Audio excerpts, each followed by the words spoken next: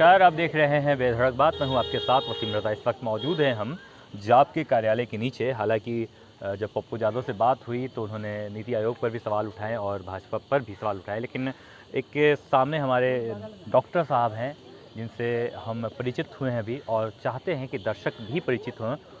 उनकी क्या पीड़ा है, क्यों यहाँ वो मौजूद हैं, वो सब कुछ बताएंगे बेधड़क बात के माइक पर। सबसे पहले बहुत बहुत नमस्कार, बहुत बहुत स्वागत है आपका। आप अपना परिचय दीजिए। मैं डॉक्टर अमित कुमार, बिहार दंत चिकित्सक संघ सचिव। क्या पीड़ा है कि आपको यहाँ आना पड़ा? चूँकि आपको पता है कि विगत 2 वर्षों से कोविड महामारी जो है पूरे देश, समाज और पूरे दुनिया को तबाही मचा रखी है। तो चूँकि डॉक्टर्स की कमी है, स्वास्थ्य व्यवस्था जो है वो चरमराई हुई है, तो हम चाहते हैं, चूँकि हमारे दंत चिकित्सकों की हमारे पास एक बहुत बड़ी फ़ौज है जिसका सरकार उपयोग नहीं कर पा रही है। तो हम चाहते हैं कि सरकार को अवगत कराएं कि हमारी इस महामारी के समय में जहाँ पे चिकित्सकों की कमी है, हमारी मांग को माने और हमें नियुक्ति दे, ताकि हम इस देश की, इस समाज की और अपने राज्य की सेवा कर सकें। जिस संघ में आप बता रहे हैं कि आप दंत चिकित्सक संघ में हैं, क्या उस संघ में जितने लोग हैं उनका वो क्या निजी अपने से चलाते हैं? जी, वो अपना निजी चलाते हैं।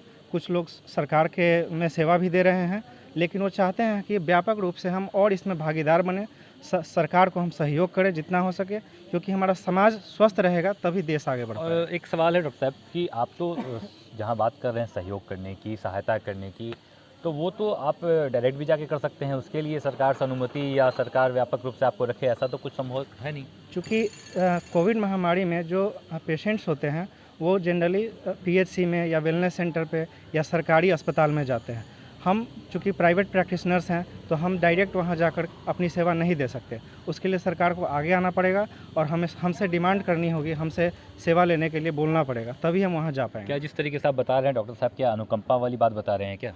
नहीं, अनुकंपा पे हमारी कुछ लोगों की बहाली हुई थी 6 महीने के लिए, लेकिन आप एक बात बताइए कि ये इस कोविड महामारी में और हम जान को जोखिम में डालकर और सेवा कर रहे हैं, तो क्यों सरकार हमें जो है 6 महीने के बाद हटा देगी? हम चाहते हैं कि ये समाज जो है, स्वास्थ्य जो है एक सुचारू रूप से चले। ऐसा नहीं है कि कोविड आई तभी जो है लोग बीमार पड़ रहे हैं, उससे पहले भी बीमार पड़ते थे, अभी भी बीमार है। तो हम चाहते हैं कि वो जो स्वास्थ्य है, स्वास्थ्य एक ऐसा मसला है जो कि हर लोगों को उसकी ज़रूरत है। तो हम चाहते हैं कि हमारा स्वस्थ जो है समाज रहे हमेशा के लिए, सिर्फ कोविड के समय ही नहीं। तो हमें परमानेंट जो है नियुक्ति करे, बहाली करे। क्या पूर्व एमपी साहब से मुलाकात हुई, पप्पू यादव से मुलाकात हुई, क्या उन्होंने कहा? पूर्व में भी हमें मुलाकात हमने 6 महीने पहले किया था। उन्होंने हमें आश्वासन दिया था कि हम अपनी बात मुख्यमंत्री तक पहुंचाएंगे, लेकिन अभी तक हमें कोई इस मसले पे कोई आश्वासन के सिवा और कुछ मिला नहीं है। हमने माननीय मुख्यमंत्री से भी जनता दरबार में मिलने का आग्रह किया था, लेकिन उन्होंने हमें समय नहीं दिया।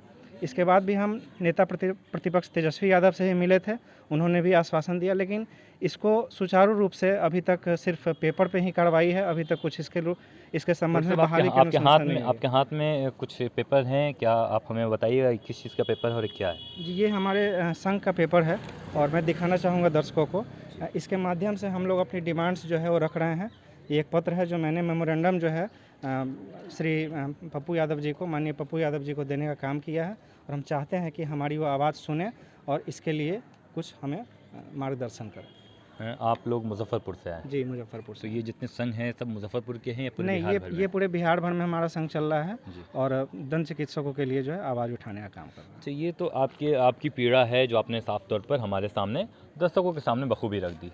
लेकिन जो दर्शकों की पीड़ा होती है, क्या उनके बारे में हम जानकारी मिल सकती है? जी, बिल्कुल। जब दर्शकों को दांत में ज़्यादा दर्द होती है, ख़ास करके आमतौर पर अब जवान वाले लोग को भी ज़्यादा हो रही है। हालांकि पहले बूढ़े लोगों को होती थी, लेकिन अब जवान के लोगों होती है, मसूड़े के नीचे और चाह में होती है। ऐसा क्यों होता है और इसका क्या इलाज है? उसका सबसे बड़ा कारण ये है कि पहले के ज़माने में क्या था कि शुद्ध भोजन करते थे, मिलावट कम थी। आजकल के बच्चे, नवयुवक पिज़्ज़ा बर्गर की तरफ ज़्यादा जा रहे हैं। चूँकि आपको पता है कि वो स्टिकी फूड्स हैं, तो वो दांतों में ज़्यादा चिपकते हैं। ब्रशिंग जो है, समय का अभाव है लोगों के पास, वो 2 मिनट समय नहीं देना चाहते।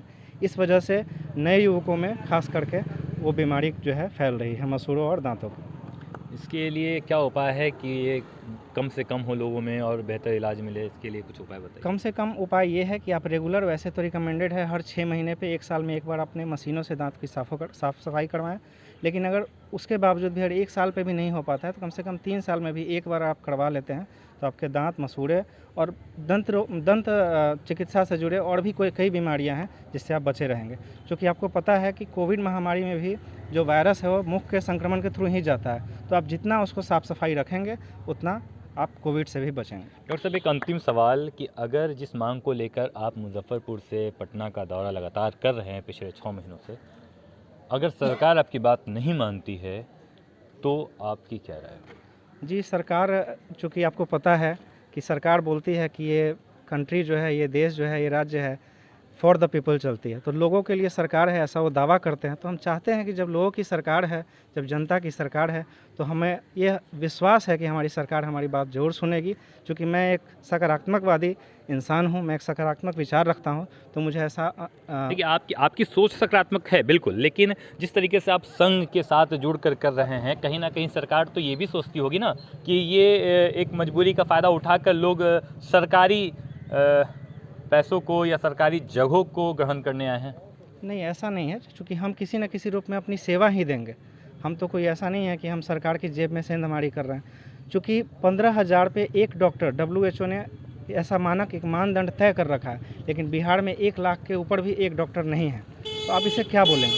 इसे स्वास्थ्य व्यवस्था में एक बहुत बड़ी नाकामी बोलेंगे आप, जहाँ 1 लाख पे भी एक डॉक्टर नहीं है। तो आप अनुपात देखिए WHO की, उसमें आपको एक बहुत बड़े रूप में एक विरोधाभास जो है आपको दिखेगा। बहुत बहुत शुक्रिया डॉक्टर साहब। धन्यवाद।